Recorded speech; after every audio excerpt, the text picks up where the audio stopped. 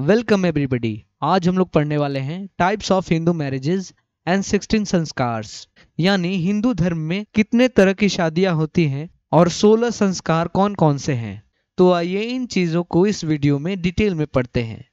हिंदू धर्म में मुख्यतः 8 तरह के विवाह बताए गए हैं, यानी 8 तरीके की शादियां, और 2 प्रकार की और शादियां हैं जो कि हिंदू धर्म में ही आती हैं, लेकिन ये हिंदू विवाह की मुख्य सूची में नहीं है, not in the main list of Hindu marriages.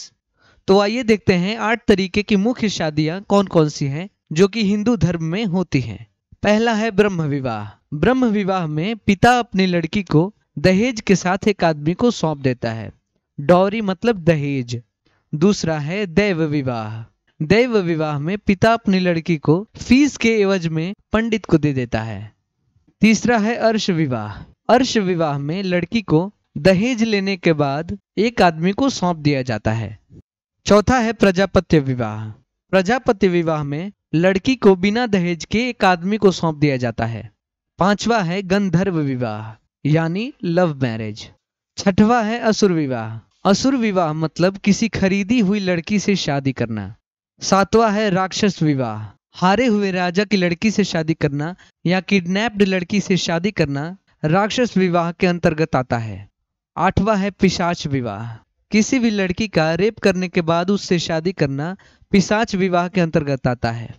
अब आइए देखते हैं और 2 तरह के विवाह जो हिंदू मैरिजेस के मेन लिस्ट में नहीं है। पहला है अनुलोम विवाह। अनुलोम विवाह में ऊंची जाति का लड़का नीची जाति की लड़की से शादी करता है। दूसरा है प्रतिलोम विवाह। प्रतिलोम विवाह में लोअर कास्ट का लड़का अपर कास्ट की लड़की से शादी करता है। अब आइए देखते हैं हिंदू धर्म के 16 संस्कार कौन कौन से हैं। पहला है गर्भाधान संस्कार, यानी प्रेगनेंसी रिसीव करना। दूसरा है पुंसावना संस्कार। ये एक तरह की टेक्निक है जिसमें गर्भ में पल रहे बच्चे का गुड हेल्थ इंश्योर किया जाता है।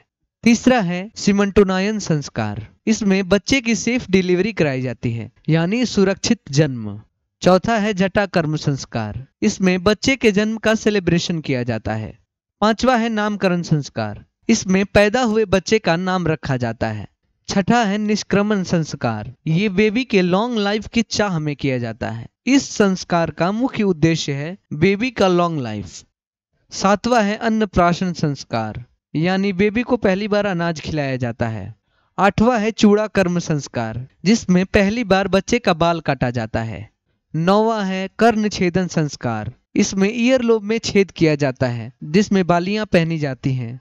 10वां है विद्यारंभ संस्कार।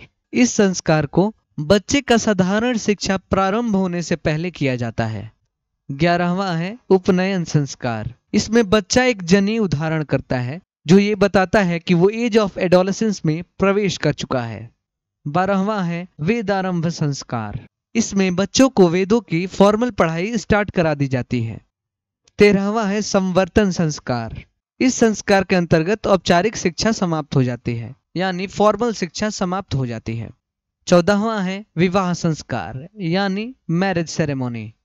15वां है वानप्रस्थ संस्कार। इसमें व्यक्ति द्वारा पूर्ण त्याग कर दिया जाता है और अपने आप को आध्यात्मिक सवालों में समर्पित कर देता है। 16वां और आखिरी संस्कार है अंत्येष्टि संस्कार, यानी शरीर का दाह संस्कार। अंत्येष्टि संस्कार में शरीर को 5 तत्व में विलीन कर दिया जाता है। वैदिक कल्चर के अनुसार हमारा शरीर 5 तत्वों से मिलकर बना है: छित, जल, पावक, गगन, समीर, यानी हवा, पानी, आग, धरती और आकाश। और अंत्येष्टि संस्कार में शरीर को इन 5 तत्वों में विलीन कर दिया जाता है, यानी इन 5 तत्वों में मिला दिया जाता है। So that's all in this video. अगर ये लेक्चर आपके लिए हेल्पफुल रहा तो वीडियो को लाइक करिए, चैनल को सब्सक्राइब करिए, और प्रीवियस वीडियो देखने के लिए डिस्क्रिप्शन में दिए गए लिंक पे क्लिक करिए और जाके प्रीवियस वीडियो देखिए। So thank you and thanks for watching.